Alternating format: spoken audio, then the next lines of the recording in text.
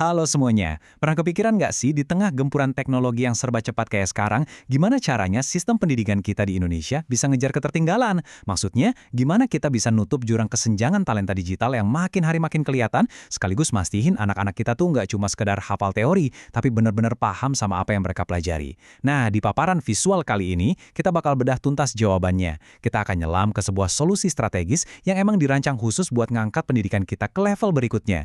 Jadi siap-siap ya, karena materi ini bakal ngebuka wawasan kita banget. Oke, kita langsung masuk aja ke bahasan utamanya, sekolah model implementasi.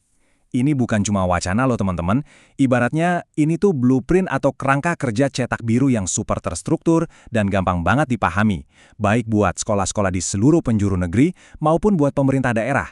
Bener-bener sebuah panduan praktis gimana nyulap sekolah biasa jadi pusat keunggulan di era digital ini. Nah, perjalanan kita hari ini bakal ngelewatin 5 tahapan. Pertama, kita bakal kenalan dulu sama sekolah model implementasi. Kedua, ngelihat perannya sebagai laboratorium inovasi. Ketiga, kita bahas kriteria utamanya. Keempat, 6 prinsip dasar penyelenggaraannya. Dan yang terakhir, kelima, kita bakal cek apa sih indikator keberhasilannya. Sip, kita mulai dari bagian pertama ya. Mari kita kenalan lebih dekat dengan sekolah model implementasi.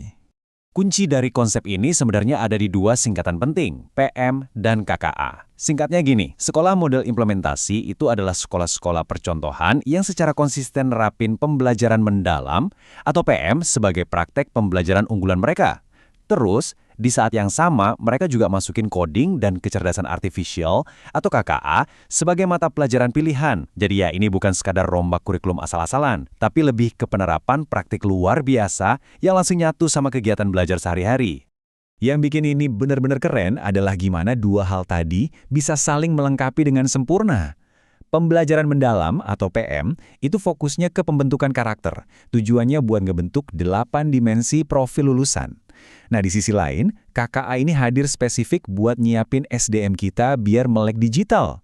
Lewat KKA, anak-anak dilatih buat mikir kritis, logis, dan sistematis dari SD sampai SMA. Gabungan keduanya ini nih yang bakal jadi senjata ampuh kita buat ngejawab tantangan kurangnya talenta digital. Lanjut ke bagian kedua, kita bakal bahas peran sekolah-sekolah ini sebagai laboratorium inovasi. Perlu diingat, sekolah model ini nggak didesain buat sukses sendirian.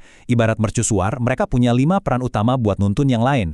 Pertama, jadi percontohan implementasi yang utuh dan berkualitas buat ditiru. Kedua, jadi pusat belajar dan patok banding. Jadi sekolah lain bisa datang, ngeliat terus nyontek praktek baiknya. Ketiga, jadi sumber inovasi, tempat di mana ide baru diuji dan disempurnakan. Keempat, sebagai penggerak ekosistem pendidikan di daerahnya. Dan kelima, pastinya, jadi laboratorium KKA buat ngasah kali skill digital siswa.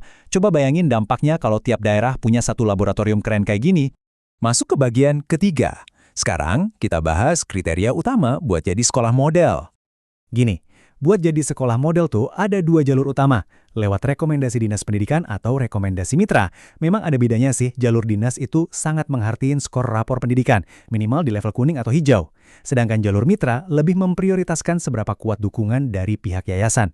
Tapi ada harga mati yang nggak bisa ditawar dari kedua jalur ini. Sekolah itu wajib punya akreditasi minimal B. Terus mereka juga harus komitmen penuh netapin KKA sebagai mata pelajaran pilihan. Jadi dari awal kualitas dasarnya emang udah harus teruji, nggak main-main.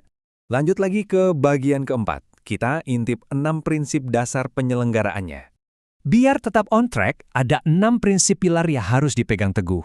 Pertama, objektif. Semua harus berbasis data yang valid, bukan sekedar asumsi atau opini. Kedua, transparan. Dari awal perencanaan sampai evaluasi, semuanya harus serba terbuka. Ketiga, akuntabel. Artinya bisa dipertanggungjawabkan secara moral maupun profesional. Keempat, komprehensif, mencakup semua aspek pendidikan dari ujung ke ujung. Kelima, partisipatif. Nah, ini butuh teamwork. Guru, murid, orang tua, sampai pemerintah harus ikut turun tangan. Dan yang terakhir, berkelanjutan. Penerapan PM dan KKA ini bukan proyek kaget-kagetan setahun selesai ya, ini komitmen perubahan jangka panjang. Oke, sekarang kita sampai di bagian kelima, sekaligus bagian terakhir. Apa sih indikator keberhasilan sekolah model ini? Kalau kita ngomongin sukses, jantung dari keberhasilan ini kebagi jadi 3 area inti yang benar-benar saling nyambung. Di diagram ini, sebelah kiri atas ada keunggulan belajar murid, di kanannya ada keunggulan mengajar pendidik, terus yang jadi fondasi alias penopang di bawahnya adalah keunggulan kepemimpinan kepala satuan pendidikan. Keberhasilan nerapin pembelajaran mendalam itu benar-benar bertumpu banget pada harmoni ketiga hal ini. Yuk kita zoom in sedikit ke wujud nyatanya di lapangan. Kalau kita perhatiin lebih detail buat area murid dan pendidik, indikator suksesnya ternyata spesifik banget loh.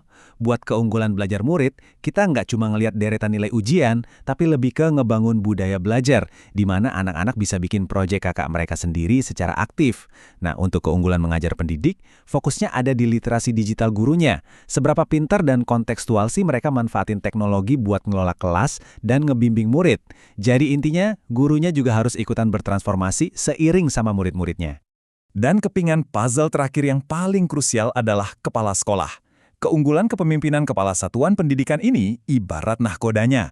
Indikator sukses buat mereka itu diukur dari gimana mereka terjun langsung buat supervisi kelas KKA, gimana mereka ngatur sumber daya, misalnya nyediain fasilitas digital yang memadai, dan pastinya seberapa jago mereka ngebangun kemitraan strategis buat ngedukung ekosistem ini. Terus terang aja, tanpa pemimpin yang punya visi kuat dan melek teknologi, transformasi di kelas itu mustahil kejadian. Nah, semua ini ngebawa kita ke satu pertanyaan penting untuk direnungkan. Kita udah ngebedah cetak birunya, ngelihat peran strategisnya, sampai ngebahas indikator detail buat ngukur suksesnya. Sekolah model implementasi ini ngasih jalan keluar yang sistematis, terukur, dan ngasih impact nyata buat masa depan talenta digital di Indonesia. Jadi, pertanyaannya buat Anda, para pendidik dan pembuat kebijakan. Apakah sekolah di daerah Anda udah siap buat ambil langkah berani dan jadi laboratorium inovasi berikutnya? Informasinya udah ada di tangan Anda sekarang, tinggal gimana kita action. Terus semangat berinovasi dan sampai jumpa di paparan visual kita selanjutnya.